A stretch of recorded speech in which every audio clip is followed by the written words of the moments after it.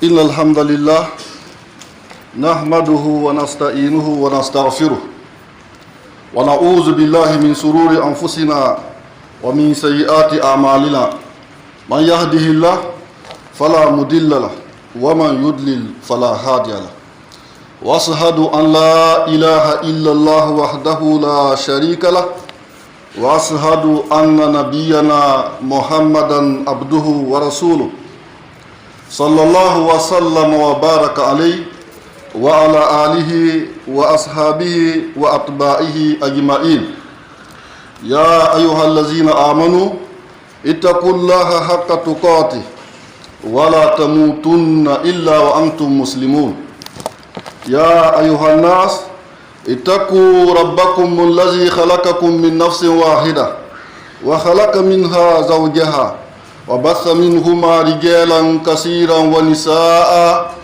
واتقوا الله الذي تساءلون به والأرحام إن الله كان عليكم رقيبا يا أيها الذين آمنوا اتقوا الله وقولوا قولا سديدا يصلح لكم أعمالكم ويغفر لكم ذنوبكم ومن يطع الله ورسوله فقد فاز فوزا عظيما. Toutes nos louanges sont à Allah, nous les louons, nous lui demandons son pardon, nous implorons son secours. Nous nous refusons auprès d'Allah contre le mal de nos propres personnes et les fautes de nos actions. Celui qu'Allah guide ne sera jamais égaré. Celui qui ne guide pas ne trouvera jamais d'autre guide.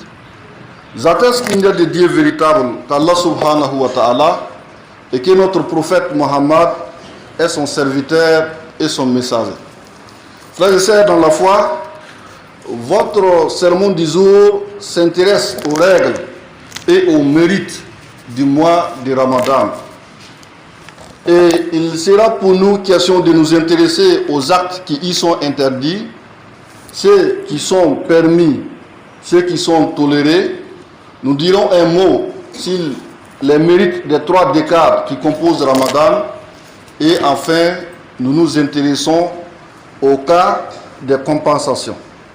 Frères et sœurs dans la foi, parmi les sagesses d'Allah subhanahu wa ta'ala, il a fait de certaines périodes des moments plus honorables que d'autres.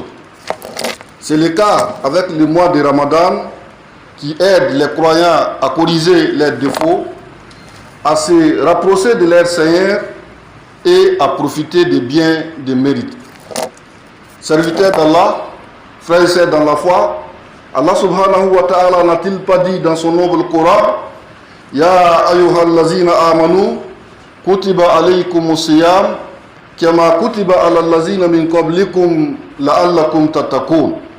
Oh, vous qui croyez, il vous a été prescrit le jeûne du mois de Ramadan comme il a été à ceux qui vous ont devancé, afin que vous obteniez la piété. Frères et sœurs dans la foi, et s'il en est ainsi, pour obtenir la piété et bien des avantages qu'Allah nous offre à travers Ramadan, il faut que nous nous intéressions aux actes qui peuvent nous en priver. Notamment, quels sont les actes interdits de ces jeûnes du mois de Ramadan. Et les jeûnes, il faut les rappeler, consistent à s'abstenir de manger, de boire et d'avoir des rapports sexuels depuis l'aube jusqu'au coucher du soleil, avec l'intention de se soumettre à Allah subhanahu wa ta'ala dans l'espoir de son agrément. Compris de cette façon, les actes qui annulent les jeûnes sont notamment le fait de boire, de manger ou d'avoir des rapports sexuels dans le temps imparti, également le fait de provoquer l'émission de sperme dans cette période consacrée aux jeûnes. L'intention de rompre les jeûnes, frères et sœurs dans la foi, de même que le fait de renier sa foi, invalide également les jeûnes. Si on ne peut avoir un jeûne valable que par l'intention également, le simple fait de rompre le jeûne par l'intention est également un élément invalidant.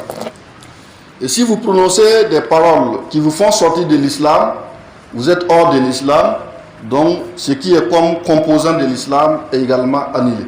Il faut d'abord assurer votre retour dans la maison de l'islam. Il en est de même, frères et sœurs, dans la foi, des mastris et des lossis au niveau de nos sœurs. C'est-à-dire qu'une croyante qui jeûne, et au cours de ce temps imparti, elle observe des mastris ou des lossis, son jeûne est également en ce moment invalidé. Notons que les interdits d'Allah restent toujours interdits pendant le mois du Ramadan. Les interdits sont interdits avant, pendant et après Ramadan. Et il faut noter que ces interdits peuvent avoir pour conséquence de vous priver de toute la récompense, d'annuler toute la récompense attendue de ces jeûnes du mois de Ramadan. En effet, dans le Bukhari, l'un des plus authentiques recueils de hadiths, vous le savez, le messager d'Allah, alayhi salatu wa salam, nous avertit. Celui qui ne s'abstient pas de ce qui est licite dans ses paroles et dans ses actes, Allah n'a nul besoin de son abstinence de nourriture et de boisson. Celui qui ne s'abstient pas de ce qui est illicite, de ce qui est interdit dans ses propos comme dans ses actions, alors le prophète alayhi salatu wa salam nous enseigne qu'Allah n'a nul besoin qu'il s'abstienne de boire et de manger dans le cadre du mois de Ramadan. Cela veut dire que en tant que musulman, vous êtes obligé toujours de jeûner, mais votre jeûne ne vous apportera pas de récompense attendue comme pour les autres croyants et les autres croyants. Que Dieu nous en garde. Frères et sœurs dans la foi, sont permis les actes tels que se brosser les dents, se baigner ou s'asperger de l'eau en vue de rafraîchissement. Les parfums, la fumée et l'odeur n'ont pas d'incidence sur le jeûne du mois de Ramadan. Vomir involontairement, à condition qu'il n'y ait pas de retour dans l'estomac après la vomissure. Avaler involontairement un insecte tel qu'une mousse, subir l'effet de la poussière sont des actes qui sont tolérés dans le cadre donc du jeûne. Manger et boire par oubli, un oubli sincère, est également toléré dans le cadre donc du jeûne du mois de Ramadan. Serviteurs d'Allah, frères et sœurs dans la foi, et quel donc doit être le comportement de celui qui jeûne? Il faut dire que le croyant n'est pas calomniateur.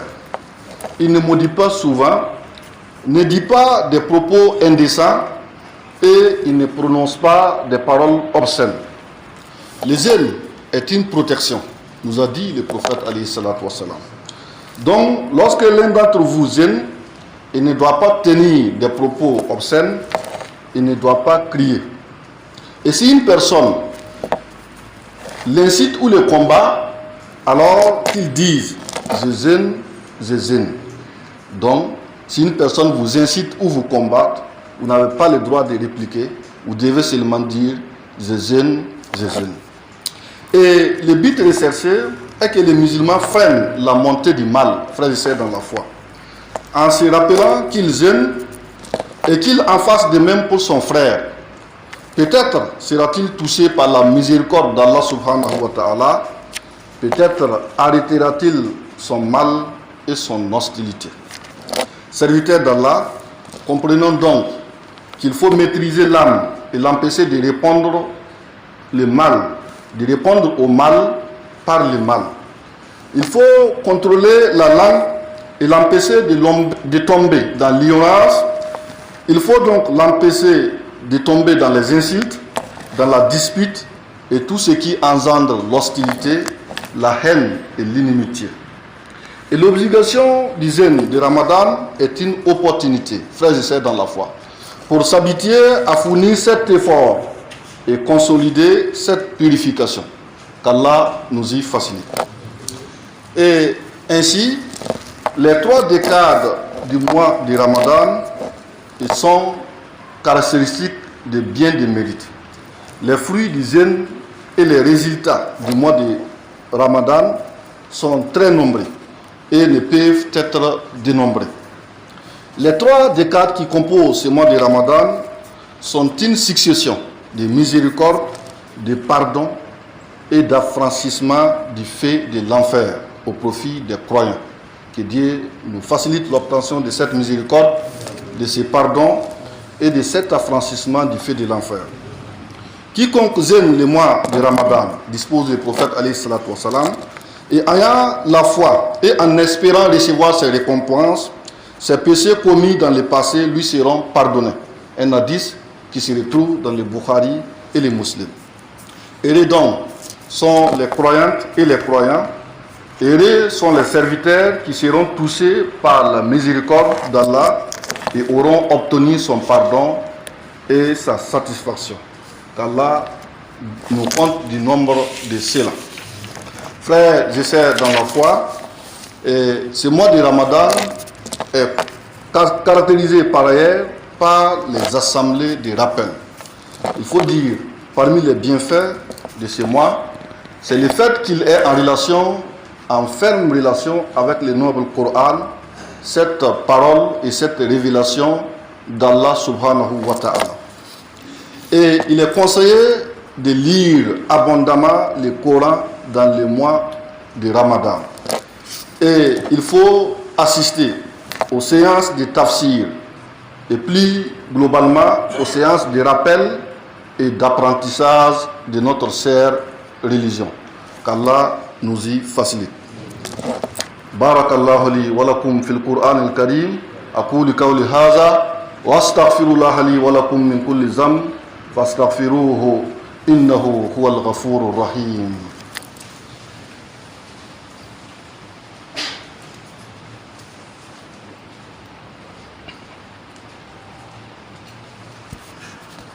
Alhamdulillah al-Hakim al-Alim.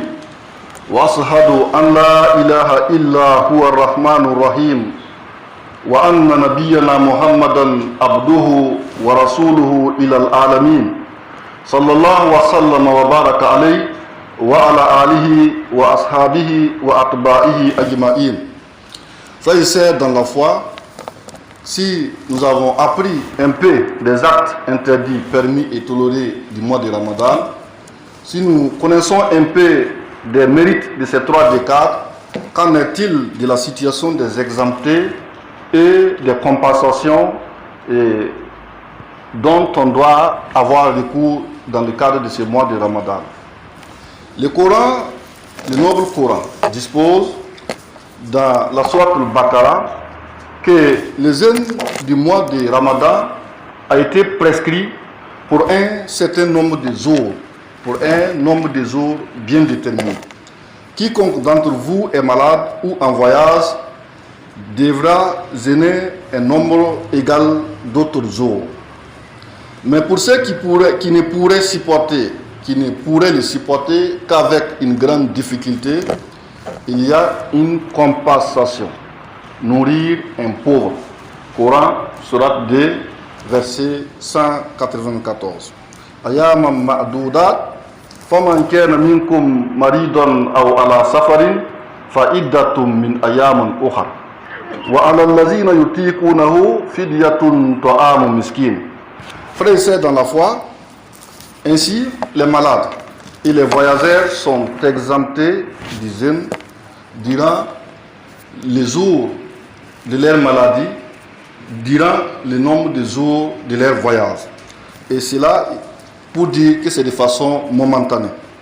Et ils peuvent donc rompre le jeûne durant ces jours comptés et à condition qu'ils jeûneront après pour rembourser leur manquement par rapport aux jours ratés.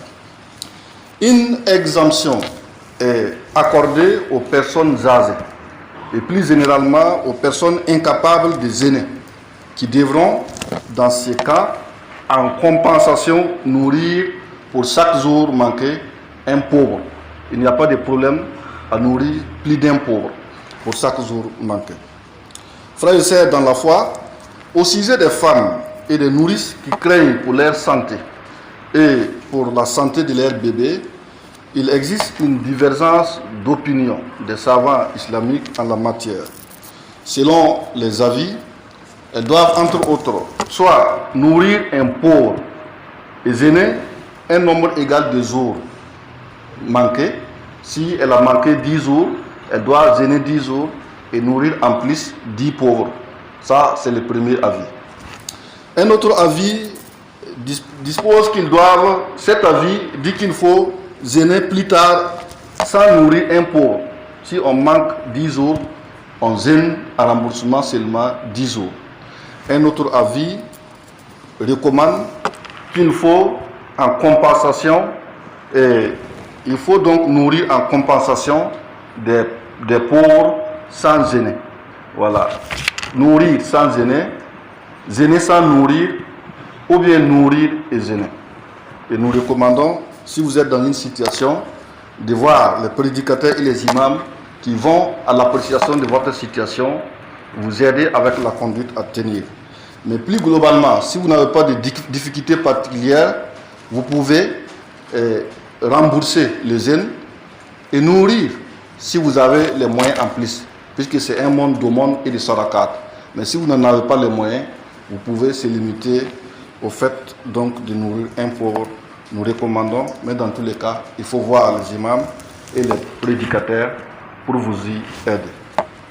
Ibadallah, inna Allah wal malaikatahu yusalluna ala nabi ya ayyuhallazina amanu sallu alayhi wa sallimu taslima.